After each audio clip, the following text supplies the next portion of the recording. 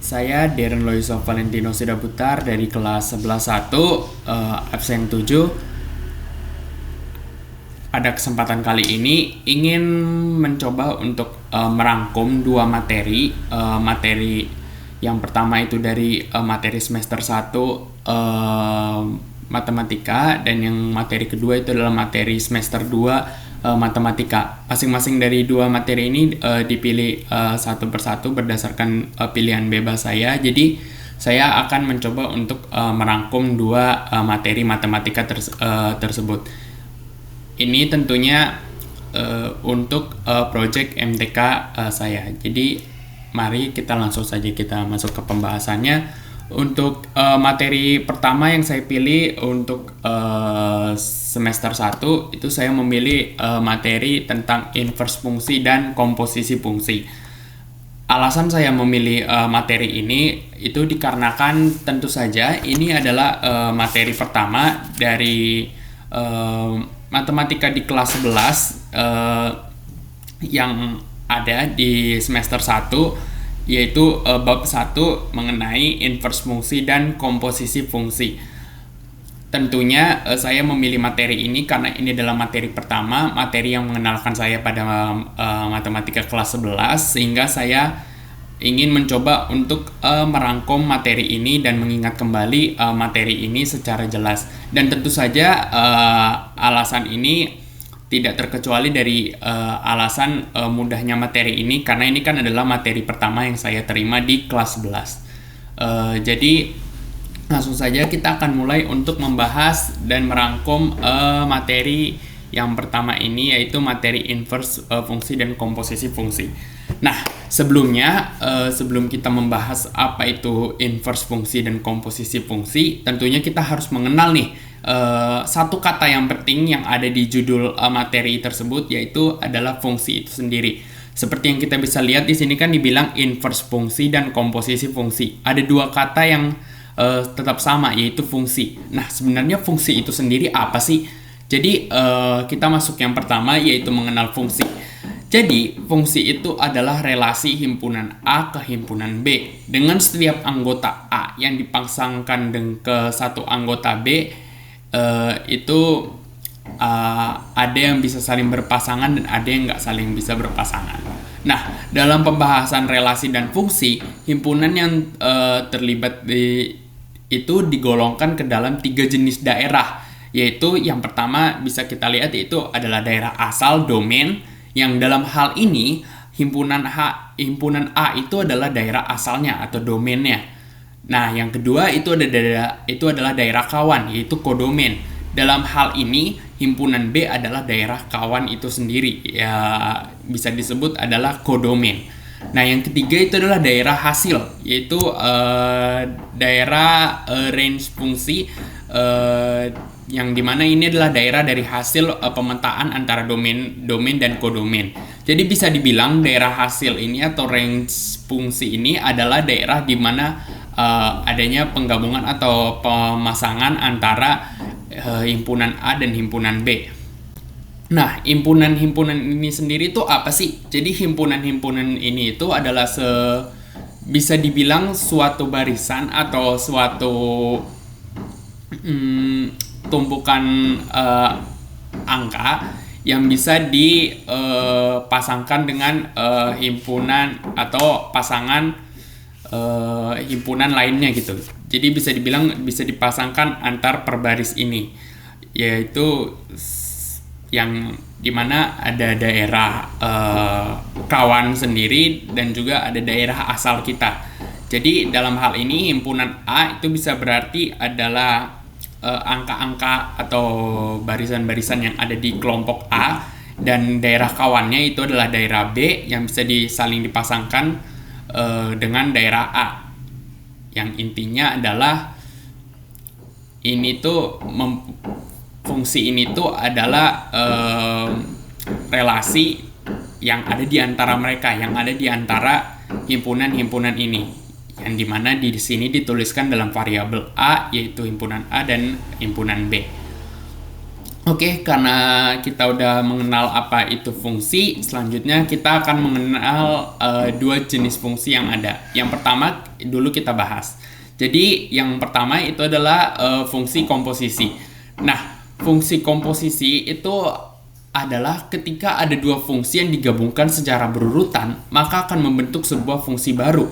Nah, inilah yang disebut dengan fungsi komposisi. Fungsi komposisi merupakan penggabungan operasi dua jenis fungsi. Yang di sini kita bisa katakan sebagai variabel x untuk fungsinya, yang dimana ada dua fungsi yang kita gunakan, yaitu fungsi f dan fungsi g. Di sini bisa penggabungan operasi dua jenis fungsi antara f, x, dan gx sehingga menghasilkan sebuah fungsi baru. Operasi fungsi komposisi biasa dilampangkan dengan, kalau kita lihat di sini, ini tuh adalah seperti sebuah O atau bisa dibilang seperti sebuah bundaran. Nah, dibacanya juga ini bisa dibaca sebagai komposisi atau bundaran. Nah, untuk permisalan kita bisa pakai fungsi baru yang dapat terbentuk dari f, x, dan gx itu adalah seperti dua hal yang ada di permisalan berikut, yaitu seperti f bundaran g, atau kita juga bisa baca ini sebagai f komposisi gx, yang artinya g itu, nah ini yang g ini yang di belakang ini dimasukkan ke dalam f. Jadi komposisi F komposisi G itu sebenarnya adalah G yang dimasukkan ke dalam F. Jadi untuk penghitungannya itu adalah, kalau kita mau mencari fungsinya, fungsi yang kita cari terlebih dahulu adalah fungsi G, karena kan fungsi G yang dimasukkan ke F. Jadi fungsi G dulu yang harus kita cari tahu, baru setelah itu kita cari tahu yang fungsi F. Oh bukan, salah. Sebenarnya fungsi f itu yang kita cari terlebih dahulu. Namun, oh benar deh. Sebenarnya fungsi g dulu yang kita cari, tapi kita mencarinya melalui f gitu. Jadi f ini x-nya kita itu x-nya kita jadikan g, karena kan ini adalah komposisi. Jadi fungsi f ini bisa kita cari dengan memasukkan fungsi g-nya terlebih dahulu, yaitu yang g-nya ini menjadi x. Nah, fungsi kedua itu sama halnya seperti itu, yaitu dimana g komposisi f itu artinya yang dimana f yang dimasukin ke dalam g. Jadi kita harus cari g-nya terlebih dahulu dengan menggunakan fungsi f ini.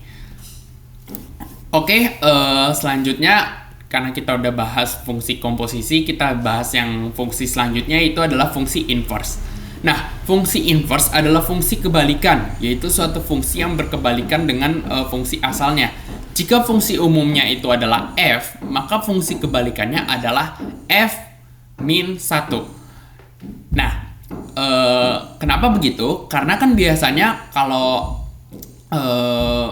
kebalikan itu biasanya seperti sesuatu yang negatif. Jadi kebalikan dari positif ya tentu adalah negatif itu sendiri. Jadi maka fungsi berkebalikan dari f, yang dimana f ini bisa kita anggap 1, adalah minus 1. Jadi kita bisa bikin fungsi f ini, fungsi inverse-nya adalah fungsi kebalikannya, yaitu adalah f min 1. Nah, fungsi f memiliki fungsi inverse yang sudah dijelaskan tadi, yaitu f min 1. Apabila f adalah satu-satunya fungsi dan fungsi bijektif. Nah, perlu diketahui bahwa fungsi bijektif ditempatkan saat jumlah anggota domainnya sama dengan jumlah anggota kodomain yang dimiliki. Jadi, fungsi f inverse ini, atau bisa dibilang fungsi bijektif ini, baru bisa dilakukan jika domainnya atau bisa dibilang himpunan A dan kodomainnya, yaitu himpunan B, itu memiliki jumlah anggota yang sama-sama banyak. Jadi misal himpunan A itu ada 5, maka himpunan B ada 5 juga, baru fungsi bijektif bisa ditempatkan di situ. Nah, domain kan merupakan daerah asal dan kodomain merupakan daerah hasil. Hal ini menjadikan fungsi f memetakan dari A ke B, yang menjadikan fungsi inverse berupa kebalikannya, yaitu dari f berupa f yang memetakan dari B ke A. Nah, kita coba untuk masuk aja ke contohnya, yaitu contoh yang bisa dituliskan di sini, yaitu ketika f fungsi yang memetakan x ke y. Jadi kita pakai fungsi x dan y sekarang. Bukan, kita pakai variabel x ke y, x dan y. Jadi ketika f fungsi yang memetakan x ke y, sehingga bisa langsung dituliskan menjadi y sama dengan f x. Nah, kalau kita bikin inverse, yang dimana berarti fungsi f ini kita jadikan f min 1, merupakan fungsi yang memetakan y ke x. Nah, yang dari tadinya kita bikin dari y sama dengan fx, sekarang kita tulisnya adalah x.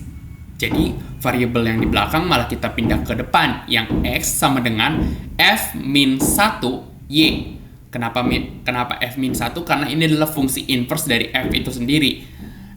Dan x-nya yang kita petakan balik dari yang tadinya x ke y jadi y ke x. Jadinya x f min 1. Nah, y-nya ini menggantikan posisi x tadi, jadinya di dalam kurung ini jadi y. Jadi x sama dengan f min 1 y.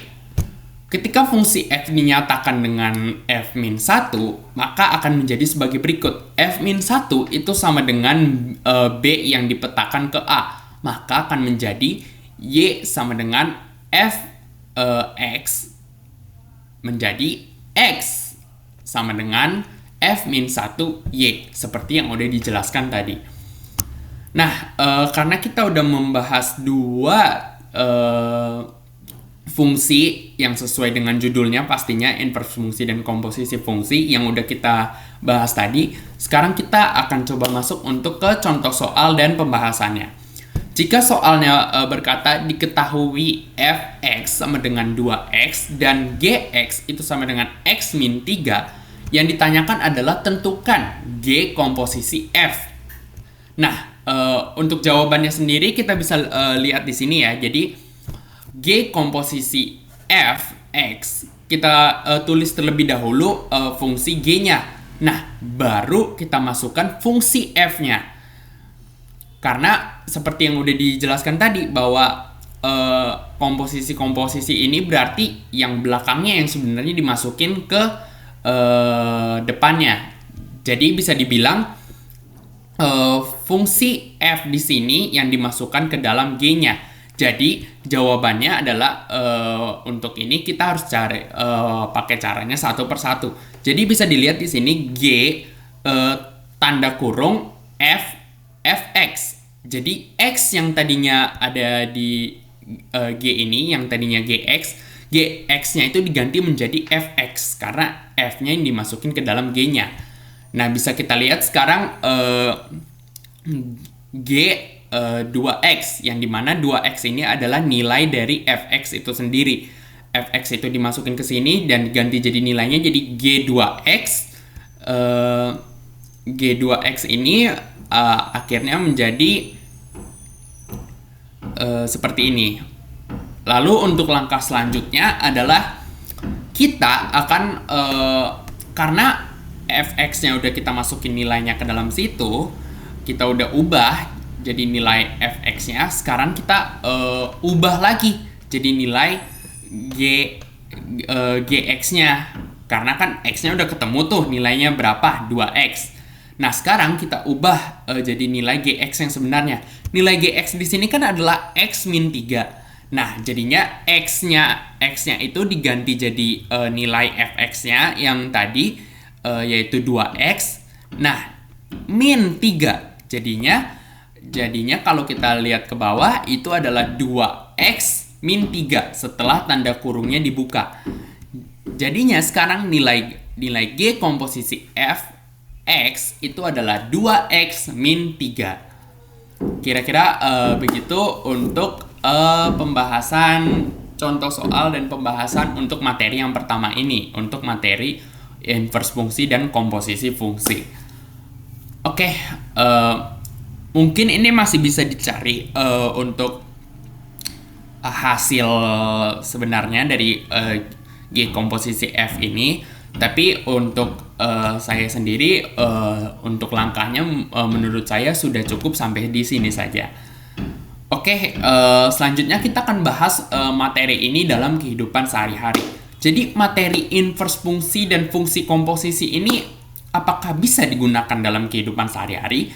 Jawabannya bisa. Ada beberapa hal yang dalam kehidupan kita sehari-hari yang bisa menggunakan inverse fungsi dan komposisi fungsi loh. Contohnya yang pertama itu adalah proses produksi. Dalam pembuatan produk seringkali terdapat beberapa tahapan yang harus dilalui. Misalnya pembuatan baju yang melibatkan proses dari bahan mentah seperti kain menjadi kain siap jahit, lalu menjadi baju yang dijahit dan siap dipakai. Setiap tahapan ini bisa dimodelkan sebagai fungsi dan keseluruhan prosesnya sebagai fungsi komposisi. Lalu ada juga untuk perhitungan ekonomi nih yang lebih sering menggunakan matematika, seperti di mana fungsi komposisi dapat digunakan dalam bidang ekonomi, misalnya untuk menghitung permintaan dan penawaran. Nah, permintaan dan penawaran suatu produk dipengaruhi oleh berbagai faktor, dan fungsi komposisi dapat membantu menggabungkan faktor-faktor tersebut untuk mendapatkan hasil akhirnya. Lalu untuk yang ketiga itu ada untuk permodelan dalam trigonometri. Fungsi inverse dalam trigonometri dapat digunakan untuk mencari besar sudut jika diketahui perbandingan sisi-sisi segitiga siku-sikunya. Jadi dalam mempelajari materi inverse fungsi dan komposisi fungsi ini, rupanya kita bisa mencari besar dari suatu sudut seperti sudut siku-siku ataupun sudut lainnya. Jadi rupanya materi inverse fungsi dan komposisi fungsi ini benar-benar membantu dalam kehidupan kita sehari-hari. Nah, begitulah kira-kira untuk pembahasan materi 1 di semester 1. Sekarang kita akan lanjut ke pembahasan materi 2 di semester 2 yang saya pilih. Oke, untuk materi 2 di semester 2 yang saya pilih sendiri itu adalah matriks, yang dimana ini adalah materi semester 2 yang di bab 3. Oke, materi 2 ini adalah matriks. Alasan kenapa saya memilih matriks sebagai materi yang ingin saya rangkum dari semester 2 itu adalah karena menurut saya matriks ini adalah materi yang unik dan baru kali ini saya merasa paham gitu dengan materi matematika matriks ini di semester 2. Matriks ini adalah materi yang membuat saya tertarik dan saya jadi kayak semacam bisa dibilang lumayan aktif untuk mencari matriks ini saat dibahas di kelas. Jadi matriks ini menurut saya adalah materi yang cukup mudah untuk saya mengerti dan materi yang cukup mudah untuk saya ikuti, sehingga saya memilih matriks ini sebagai materi yang ingin saya rangkum karena saya benar-benar ingin bisa menjelaskan matriks ini dari apa yang sudah saya pelajari. Kira-kira begitu sih alasan kenapa saya memilih untuk merangkum materi matriks ini. Jadi mari kita langsung masuk saja ke penjelasan dan rangkuman dari materi matriks ini. Oke, yang pertama itu adalah dari pengertian matriks itu sendiri. Jadi, matriks itu adalah kumpulan bilangan yang disusun berdasarkan baris dan kolom serta ditempatkan di dalam tanda kurung. Nah, biasanya disusunnya itu berbentuk persegi panjang ataupun persegi. Nah, tanda kurungnya sendiri ini bisa berupa kurung biasa ataupun kurung siku-siku. Dalam matriks kebanyakan, apalagi yang saya pelajari di kelas, itu biasanya sih menggunakan kurung siku-siku.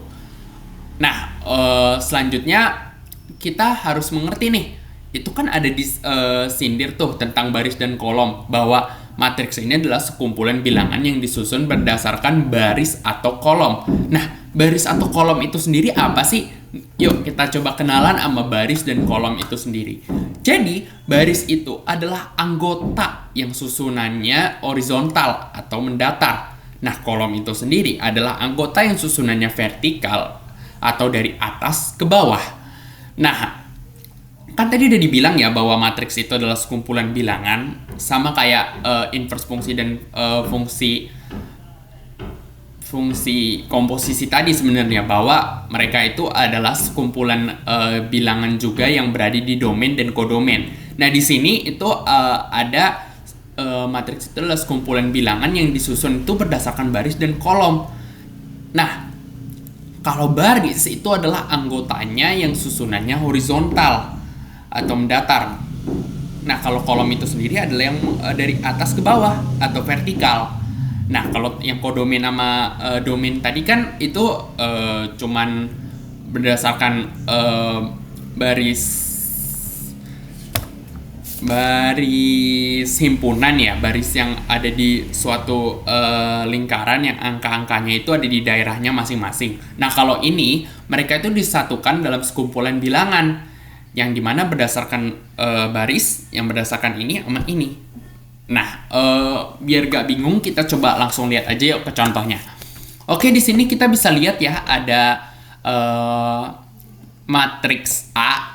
Jadi kalau dalam penyebutan matriks itu kita sebutnya matriks yang kita tandai dengan huruf kapital. Jadi di sini ditandai dengan huruf kapital A ya. Jadi matriks A.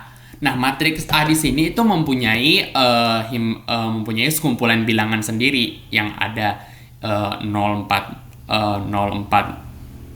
210 01000 422200 24200 dan sebagainya.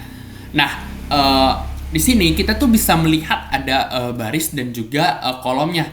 Nah, gimana sih cara lihat baris dan kolomnya? Oke, kita lihat aja dari yang pertama. Jadi di sini dalam matriks A ini kita bisa lihat ada kolom pertama. Tadi kan seperti yang dijelaskan, kolom itu apa? Kolom itu adalah anggota yang susunannya vertikal dari atas ke bawah. Nah, kita lihat di sini yang dari vertikal dari atas ke bawah tuh yang mana sih? Jadi kolom yang dari atas ke bawah kan ini ya, 0 4 2 1 0. Nah, ini itu disebutnya kolom dari atas ke bawah vertikal. Ini adalah disebutnya kolom pertama. Jadi 0 4 2 1 0 itu kolom pertamanya. 1 2 4 1 0 itu kolom keduanya.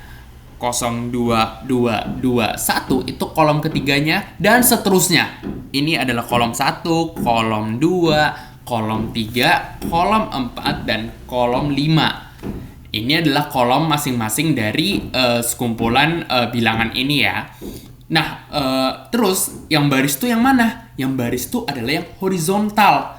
Nih, yang bisa kita lihat ini horizontal. Horizontal ini itu disebut sebagai baris. Nah, baris pertama misalnya kita bisa lihat 0 1 0 0 0. Ini adalah baris pertamanya. Baris kedua 4 2 2 0 0. Ini baris keduanya 2 4 2 0 0. Ini baris ketiganya dan seterusnya. Jadi dari ini adalah baris ke-1, baris kedua, baris ketiga, baris keempat, dan baris kelima. Nah, sekarang udah tahu kan yang mana yang kolom dan yang mana baris? Ini kolom dari atas ke bawah vertikal. Ini adalah baris dari horizontal dari sini ke sini. Nah, bisa kita lihat sendiri ya, ini matriks A ini disusun berdasarkan apa? Berdasarkan tanda kurung yang dimana menggunakan tanda kurung siku-siku ya. Seperti matriks kebanyakan. Oke, selanjutnya kita akan coba bahas ordo dan elemen matriks. Kalian tuh tahu nggak sih kalau matriks itu punya ukuran dan ukuran itu tuh disebut ordo. Nah, ordo ini tuh sebenarnya adalah ukuran dari matriks itu sendiri dalam rangkai yang ada di dalam tanda kurung tadi, yang dalam rangkai bilangan dalam tanda kurung tadi. Nah, ordo matriks ini berdasarkan dari banyaknya baris dikali banyaknya kolom pada matriks tersebut. Jadi, kolom suatu matriks A memiliki M baris. Ini kita istilahkan dalam variabel ya, memiliki M baris dan memiliki N kolom, maka matriks A tersebut berukuran atau berordo M kali N. Nah, kalau kita lihat dari yang tadi, kita ambil contoh dari yang tadi aja deh untuk mengetahui ordonya masing-masing. Jadi, ordo itu berdasarkan dari jumlah baris dan jumlah kolomnya kan tadi dia bilang. Maka kita coba hitung satu-satu. Jadi, dari barisnya dulu.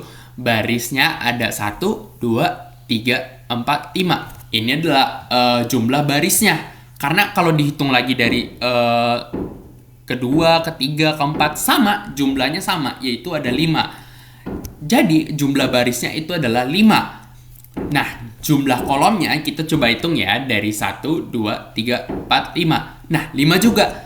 Maka, jumlah kolomnya ini jika dihitung juga dari kolom 1, kolom 2, kolom 3, dan sampai kolom 5, itu jumlahnya tetap 5. Nah, maka ini tuh bisa disebut ordonya adalah 5 kali 5 karena berdasarkan jumlah baris dikali jumlah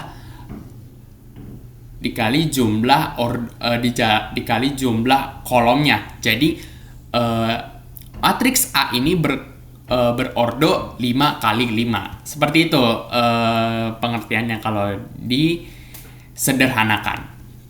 Nah, selanjutnya itu ada elemen matriks. Elemen matriks itu adalah masing-masing bilangan yang terdapat di dalam matriks. Elemen-elemen matriks ini juga ada notasinya sendiri. Kalau matriks dinotasikan dengan huruf kapital, maka elemen-elemen matriks ini dinotasikan dengan huruf kecil dan diberi indeks yang menyatakan letak baris dan kolomnya. Oke, kita pakai permisalannya aja. Misalnya ini ya, kita pakai aja matriks yang udah ada tadi, yaitu matriks A tadi. Kita jadikan ke sini, kita akan cari tahu elemen-elemen matriks yang ada di dalamnya. Oke, ini kan elemen matriks A dengan pakai huruf kapital. Kalau kita lihat di sini, ini tuh ada suatu semacam tanda. Ada A11. Kelihatannya bagi kita yang langsung lihat, ini kelihatannya kayak A11 ya. Tapi sebenarnya ini tuh adalah elemen matriks. Nah, elemen matriks ini itu sesuai dengan penjelasan tadi, bahwa kita lihatnya kalau matriksnya sendiri dinotasikan dengan huruf kapital, maka elemen-elemen matriksnya dinotasikan dengan huruf kecil. Makanya kita bisa lihat di sini ada A kecil, dan 11 ini tuh bukan angka 11 secara harfiah, karena kita baca elemen matriksnya itu adalah satu gitu. Jadi ini ada A kecil yang menandakan elemen matriks A. Dan kita lihat yang di tengah ini, yang satu ini tuh bukan bukan semacam, bisa dibilang ini tuh adalah letak dari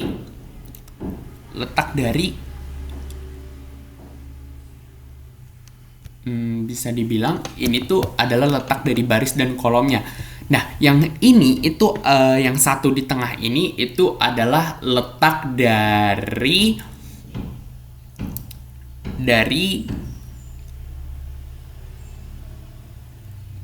kolomnya. Kolom atau baris ini? Oh, enggak. Satu yang di tengah ini itu menyatakan letak dari barisnya. Nah, satu yang di belakangnya itu menyatakan letak dari kolomnya. Nah, jadi elemen matriks A dengan baris 1 ini dengan kolom 1 ini itu bernilaikan 0. Yang bisa kita lihat di sini, kalau kita cari tahu posisinya masing-masing berdasarkan elemen matriksnya, yang itu elemen matriks A 1 1 ini, yaitu di mana letaknya adalah di sini, yang di mana adalah 0. Kita ambil contoh lain, permisalannya adalah elemen matriks A dengan letak baris 1 dan juga letak kolom kedua. Nah, jika kita lihat letak barisnya, itu salah ya, atau yang di tengah ini, kemungkinan adalah kolomnya, yang kedua ini adalah letak barisnya. Oh iya, benar. Jadi yang di tengah ini, angka di tengah ini itu menyatakan angka kolomnya, yang kedua, angka kedua ini itu menyatakan angka dari barisnya. Nah, bisa kita lihat dia ngambil elemen matriks A dengan letak kolom 1, yang dimana adalah ini, tapi berdasarkan baris yang kedua. Kita bisa lihat baris kedua itu yang mana, ya ini kan baris ke-1, nah baris kedua yang ini. Maka elemen matriks A dengan letak baris, maksudnya dengan letak kolom 1 dengan letak baris kedua itu bernilaikan 1. Kalau kita ambil contoh lain lagi yang lumayan jauh nih, itu adalah elemen matriks yang ini. Elemen matriks yang ini itu adalah elemen matriks yang kolomnya 5 dan juga nomor barisnya itu adalah yang keempat. Maka kita bisa mengetahui sendiri ya bahwa kita hitung yang kolom kelima yang mana, 1, 2, 3, 4, 5. Kolom yang kelima adalah ini, tapi yang letak barisnya adalah yang keempat, yaitu 1, 2, 3, 4. Jadi bernilaikan 2. Jadi matriks A ini bernilaikan 2. Matriks elemen matriks A 5, 4 ini bernilaikan 2. Jadi kira-kira gitu sih untuk penjelasan elemen matriks ya. Oke. Untuk yang selanjutnya,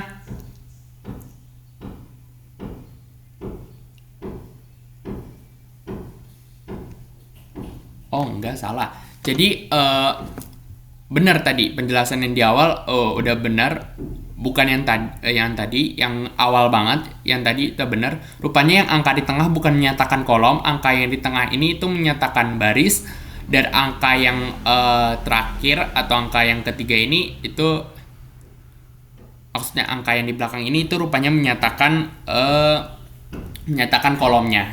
Jadi bisa dilihat ya, kalau baris ke-1 dan kolom ke-1 yang ini, kalau baris ke-1 kolom yang kedua yang ini. Kalau baris yang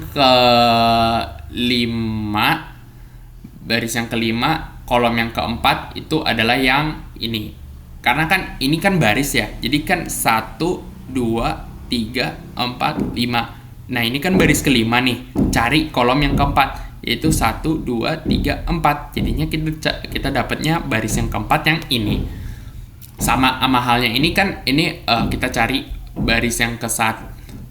Baris yang ke-1 yang mana, yang ini kan baris yang ke-1. Nah, kolom yang ke-1 yang mana, yang ini kan. Nah, yang sesuai dengan koordinat ini adalah yang nilainya 0 ini. Dan kira-kira seterusnya. Mohon maaf atas kesalahan penjelasan di awal tadi.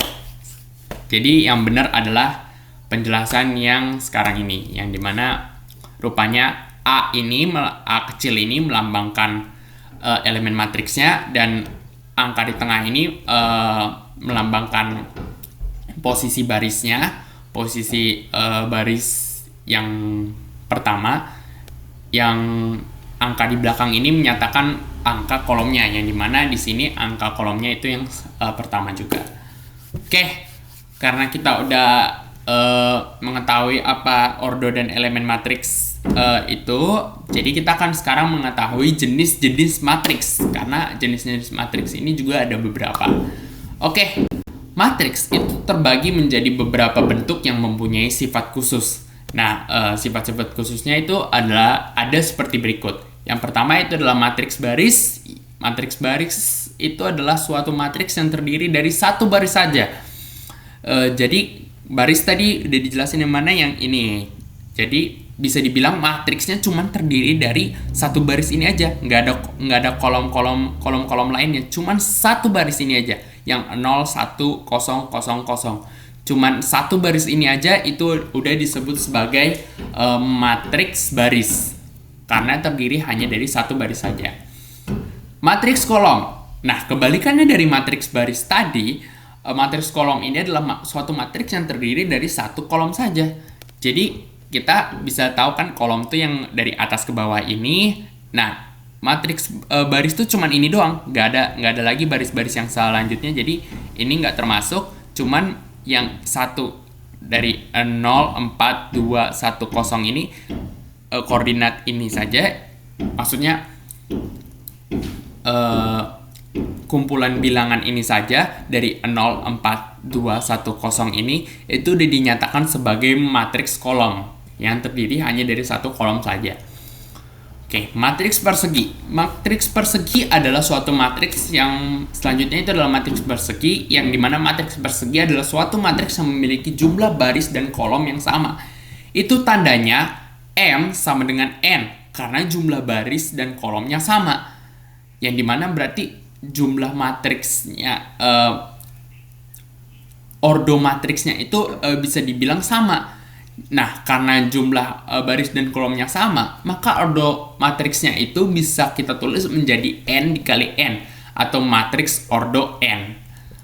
Seperti yang bisa kita lihat di sini, ini tuh adalah matriks persegi sebenarnya teman-teman. Ini tuh matriks A ini bisa dikategorikan sebagai matriks persegi. Karena jumlahnya kan sama, jumlah baris dan kolomnya, yang dimana ini 5, ini juga 5, maka ini tuh bisa dibilang adalah matriks 5 kali matriks yang berordo 5 kali 5, dan ini tuh termasuk ke dalam matriks persegi karena matriksnya itu memiliki jumlah baris dan kolom yang sama. Oke, selanjutnya itu ada matriks diagonal. Matriks diagonal adalah matriks persegi yang elemen-elemen selain diagonal utamanya itu bernilai 0. Nah, diagonal utama tuh yang mana? Diagonal utama tuh yang ini, dari sini ke sini, yang nyamping ini tuh disebut sebagai diagonal utama. Dari 0, 2, 2, 0, 1 itu disebut sebagai diagonal utama. Yang menyamping seperti ini, itu disebut sebagai diagonal utama. Nah, dalam kasus ini, matriks diagonal ini kalau adalah matriks persegi, ini kan termasuk matriks persegi yang elemen-elemen selain diagonal utamanya itu bernilai 0. Jadi selain yang menyamping ini, kalau nilainya 0 semua, nah itu bisa dianggap sebagai matriks diagonal. Oke, selanjutnya itu adalah matriks identitas. Matriks identitas adalah matriks persegi yang semua elemen pada diagonal utamanya bernilai 1, sedangkan nilai elemen lainnya itu bernilai 0. Umumnya matriks identitas ini dinotasikan dengan seperti suatu I besar ini atau 1, mungkin ini dibacanya disertai dengan ordonya. Jadi bisa dibilang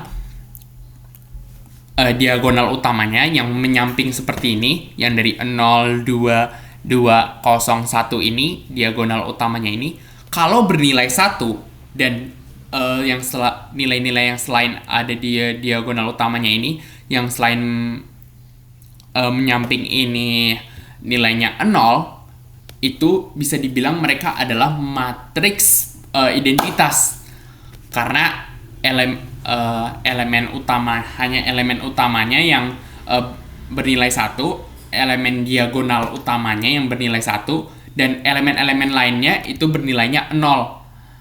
Maka itu bisa disebut sebagai matriks identitas. Nah, matriks 0 sesuai dengan namanya ya, matriks 0 adalah matriks yang semua elemennya bernilai 0. Matriks 0 biasanya dinotasikan dengan huruf O disertai dengan ordonya juga.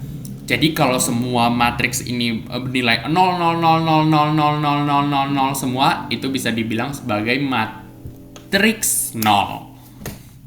Oke, selanjutnya kita akan setelah kita mengenal jenis-jenis matriks, kita akan masuk ke transpose matrix. Oke, transpose matrix itu sendiri apa sih? Jadi transpose matrix ini adalah suatu matriks yang diperoleh dari hasil pertukaran antara elemen baris dan kolomnya. Jadi elemen-elemen pada baris akan kita tukar menjadi elemen-elemen pada kolom dan sebaliknya. Nah, untuk memudahkan pengertian kita masing-masing, kita akan langsung lihat aja sih ke contohnya. Yang sebagai contoh tuh adalah kayak gini nih. Kita di sini bisa lihat ya, ada matriks yang barisnya itu baris satunya adalah 3-1. Nah, baris keduanya ada 5-2. Nah, matriks A ini juga memiliki kolom pertama itu ada 3-5, kolom keduanya itu ada -1 dan 2. Oke, pertama-tama untuk transpose matriks sebenarnya kita cuman pilih satu aja yang mau kita ubah tuh yang mana, antara kolom atau barisnya. Misal kita pakai baris yang mau kita ubah. Oke, jadi matriks A ini baris yang ada di dalamnya yaitu 3-1, baris pertamanya sama baris keduanya 5 dan 2. Kalau kita jadikan transpose, jadinya adalah yang tadinya baris jadi kolom. Jadi yang baris-baris yang ada di matriks A ini kita jadiin kolom semua di transpose. Jadinya hasilnya kayak gini. Jadi 3-1 yang merupakan baris pertama di matriks A, kalau kita transpose jadinya kolom pertama di A transpose ini. Jadi 3-1 yang jadi kolom pertamanya. Nah, baris kedua itu malah menjadi sebagai kolom keduanya. Jadi 5 dan 2. Di sini kan baris keduanya 5 dan 2. Kalau ditranspose jadinya kolom kedua yang 5 dan 2. Begitupun sebaliknya, kalau kita pakai yang kolom, yang tadinya ini kolom 3-1, jadinya di sini baris 3-1. Ini juga kalau ini tadinya ini kolom -1 sama -2, jadinya di sini baris -1 -2, jadi baris kedua dia. Kira-kira gitu sih pengertian untuk transpose ini. Begitupun kalau kita lihat matriks B di sini sama aja ya. Jadinya kotak merah yang di sininya tadinya adalah sebagai kolom, jadinya di sini jadi baris 2, 3 ini. Kotak merah di sini jadi baris. Kotak biru ini yang tadinya sebagai baris kedua sekarang jadi kolom kedua. Kotak kuning yang jadi baris ketiganya sekarang jadi kolom ketiga di B transpose ini. Untuk pengetahuan aja, info aja, kalau A yang biasa ini itu disebut matriks A. Tapi kalau di transpose jadinya ada tambahan kayak T kecil, tanda T kecil di A kapital ini. Itu yang menandakan bahwa itu adalah matriks yang udah ditranspose. Oke, selanjutnya kita kan udah bahas tadi transpose matriks ya. Transpose matriks itu termasuk ke dalam operasi matriks kalau kalian tahu. Nah, kita akan membahas penjumlahan dan pengurangan matriks yang dimana ini tuh termasuk juga ke dalam operasi matriks gitu. Oke, syarat penjumlahan dan pengurangan matriks yaitu adalah jika terdapat dua matriks, misal matriks A dan B yang memiliki ordo sama, maka elemen-elemen yang terletak dan dapat dijumlah elemen-elemen yang seletak atau terletak yang sama itu dapat dijumlahkan dan dikurangkan. Jumlah matriks A dan matriks B dapat dinyatakan dengan A plus B, sedangkan selisih dari matriks A dan matriks B itu dapat dinyatakan dengan A dan B. Jadi, kalau pengurangan dan penjumlahan matriks ini itu bisa dilakukan jika mereka itu adalah ordonya sama. Kalau ordo mereka sama, maka penjumlahan dan pengurangannya itu akan benar-benar mudah untuk dilakukan. Sebagai contoh aja biar memudahkan, di sini kita dapat matriks A yang dimana isinya itu adalah A, B, C, D, E, F. Di sini juga ada matriks B yang isinya G, H, I, J, K, L. Nah, di sini kita tuh bisa melakukan operasi matriks penjumlahan dan pengurangan kepada mereka. Karena apa? Karena mereka di sini tuh berordo sama, yang dimana ini 3 matriksnya berordo 3 kali 2. Karena jumlah barisnya 3, jumlah ordonya 2. Nah, ini juga sama. Matriks B itu berordo 3 kali 2. Karena jumlah barisnya ada 3 dan jumlah barisnya ada 2.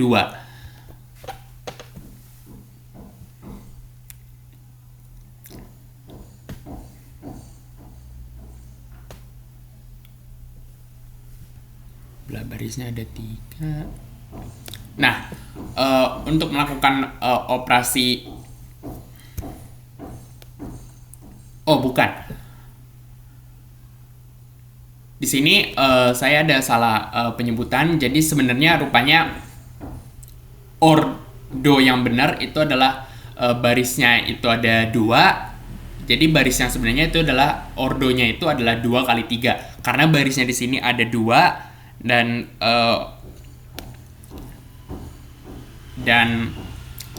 kolomnya itu ada 3. Jadi 2 dikali 3. Nah, karena mereka sama-sama matriks A dan B ini sama-sama berordo 2 kali 3, kita bisa menjumlahkan mereka dengan cukup gampang. Jadi semisal kita bisa lihat di sini, kita bisa lihat operasi matriksnya itu A tambah B itu sama dengan, itu tinggal kita jumlahkan saja mereka sesuai dengan posisi atau letak mereka yang seletak atau yang sesuai. Jadi semisal A ini kan di sini dia jadi elemen matriksnya adalah A yang ada di baris pertama, kolom pertama kan. Nah, elemen matriks ini harus dikalikan dengan elemen matriks yang sama juga, yaitu elemen matriks B kecil dengan baris pertama dan juga kolom pertama. Nah, mereka harus sama-sama dijumlahkan yang seletak. Jadi A di sini ditambah dengan G-nya. Sama juga dengan berikutnya, yang dimana ini B ini kan adalah matriks elemen matriks baris pertama, kolom kedua harus dijumlahkan dengan elemen matriks baris pertama kolom kedua, yang dimana H. Jadi B-nya ditambah dengan H. Jadi operasi penjumlahannya bisa kita lihat di sini, A ditambah dengan A ditambah dengan G, B ditambah dengan H, C ditambah dengan I, D ditambah dengan J, E ditambah dengan K, F ditambah dengan L. Nah, operasi penjumlahan matriks inilah yang bisa dilakukan karena harus sesuai dengan letaknya masing-masing. Begitu juga dengan kalau mau dikurangin. A dikurangin B jadinya A dikurangin G, B dikurangin H, C dikurangin I, D dikurangin J, E dikurangin K, dan F dikurangin L.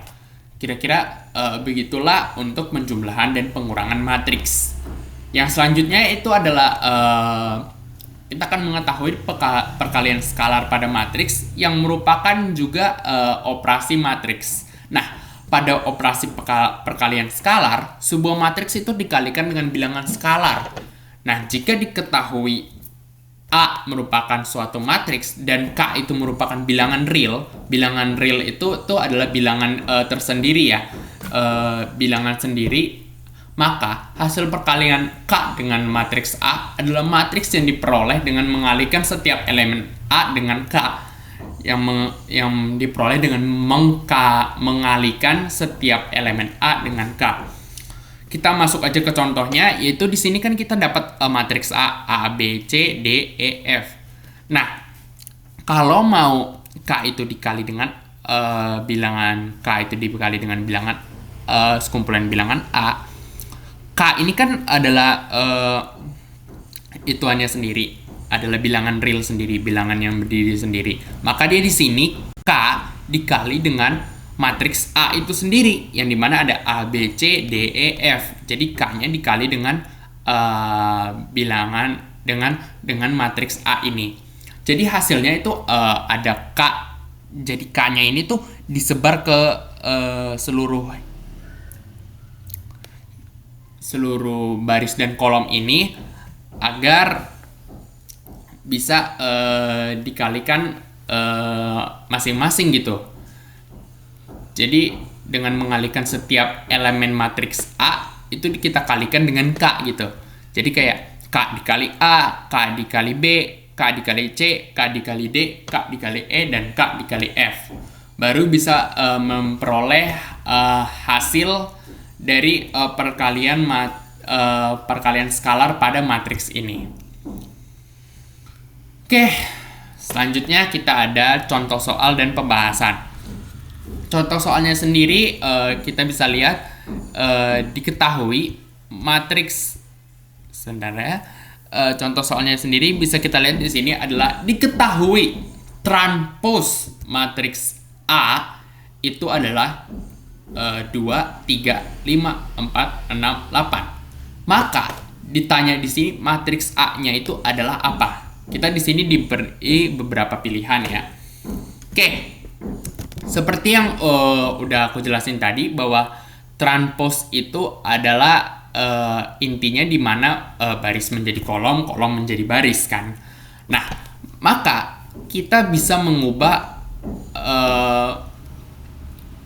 kalau biasanya yang kita ubah dalam matriks menjadi transpos, sekarang kan kita bisa balikan jadi transpos yang kita balikan menjadi matriks. Jadi sama aja, kita balikan lagi. Jadi yang tadinya kolom menjadi baris, yang tadinya baris menjadi kolom. Jadi kita bisa gunakan salah satu metode aja, mau pilih metode baris atau mau pilih metode kolom. Di sini saya akan coba untuk memakai kolom yang kita ubah ke jadi baris. Jadi kita ubah dulu kita ubah dulu kolom pertama menjadi sebuah baris. Jadinya kita ubah jadi 2. Dia di sini yang jadi baris jadi 2, di sini 2, 5 sama 6 yang pastinya bakal jadi baris. Nah, di sini yang mana 2, 5, 6 yang jadi baris? Ya, yang B kan. 2, 5, 6 itu udah jadi baris di sini. Nah, selanjutnya kita ubah kolom kedua ini menjadi baris. Kolom kedua, kita harus cari kolom kedua yang barisnya itu adalah, kan kita mau ubah kolom kedua. Kita harus cari di pilihan ini yang yang barisnya adalah baris keduanya itu adalah 3, 4, dan 8 karena kita ubah kolom keduanya menjadi baris kedua kan. Jadinya kalau kita cari di sini pilihan yang paling tepat adalah yang B kan, karena baris pertamanya itu adalah 2, 5, 6, baris keduanya itu adalah 3, 4, dan 8. Karena sesuai sama di sini kolomnya 2, 5, 6 yang pertama, di sini kolom keduanya adalah 3, 4, 8. Maka kalau diubah dari yang transpos ini ke matriks A yang sebenarnya adalah ini, yang dimana baris pertamanya adalah 2, 5, 6, baris keduanya adalah 3, 4, 8. Maka jawaban yang paling tepat adalah B. Udah sesimpel itu aja untuk transpos matriks. Yang tadinya transpos kita ubah jadi matriks biasa. Jadi jawaban yang paling tepat itu adalah B. Dan ya, kira-kira itulah penjelasan saya mengenai matriks ini, jenis-jenisnya, apa aja operasi-operasinya, dan juga udah kita bahas contoh soal dan pembahasannya. Sekarang kita mau bahas materi matriks ini dalam kehidupan sehari-hari itu bisa diterapkan dalam apa sih? Lumayan banyak. Jadi yang pertama, matriks ini tuh kita bisa terapkan dalam ekonomi, terutama dalam analisis input dan output. Matriks itu dapat digunakan untuk menganalisis interdependensi berbagai sektor ekonomi, termasuk bagaimana perubahan dalam satu sektor mempengaruhi sektor lainnya. Nah, misalnya dalam analisis input dan output, matriks itu digunakan untuk memodelkan aliran barang dan jasa antar industri, membantu dalam perencanaan ekonomi, dan pengambilan keputusan lain-lainnya. Yang selanjutnya itu ada teknik yang dimana matriks ini tuh bisa digunakan dalam teknik dalam analisis struktur. Nah, insinyur itu bisa menggunakan matriks untuk menganalisis kekuatan dan stabilitas struktur bangunan dan jembatan, memastikan bahwa mereka aman dan mampu menahan beban yang diberikan. Atau yang terakhir nih, matriks itu bisa digunakan dalam hal-hal yang sederhana loh. Misalnya kalau ada orang yang memesan seperti kayak begini, memesan nasgor, tapi dia pesannya secara nggak jelas, kayak nasgor 25 yang 24 telur pisah semua, yang satu dicampur dan sebagainya. Ini yang kurang jelas ini, itu tuh bisa diselesaikan dengan matriks. Jadi matriksnya bisa kita berdasarkan deskripsi pesanan itu, kita bisa ubah dulu ke dalam bentuk tabel seperti ini, yang dimana ada telur dan tingkat kepedasannya dan beberapa kategori kepedasannya, dan kita bisa masukkan struktur-struktur datanya ke dalam tabel-tabel ini sehingga menjadi seperti tabel ini. Lalu tabel ini pun kita bisa ubah menjadi sebuah matriks deh, matriks sesimpel yang ada di bawah ini, yang dimana ini 0 1 0 0 0 kan, diubah ke sini juga sama 0 1 0 0 0. Lalu di sini yang kedua itu menjadi baris yang kedua 4 2 0 0 0 dan lain sebagainya. Itu benar-benar membantu, matriks ini tuh benar-benar membantu dalam kehidupan kita sehari-hari. Oke, mungkin itu saja untuk menjelaskan materi kedua yang saya pilih dari semester kedua ini. Dan ini pun sekaligus mengakhiri penjelasan saya untuk rangkuman materi-materi untuk project matematika saya ini. Saya sangat berterima kasih sudah mau menyimak sampai akhir. Mohon maaf jika ada kesalahan kata, kesalahan penjelasan, dan kesalahan-kesalahan lain yang sudah saya perbuat selama proses video ini. Semoga bermanfaat dan semoga dapat dimengerti. Dan sampai jumpa di... Nggak ada sih, saya nggak bikin video lainnya. Intinya, saya sangat berterima kasih atas perhatian dan waktunya. Dan sampai jumpa lagi. Dadah, terima kasih.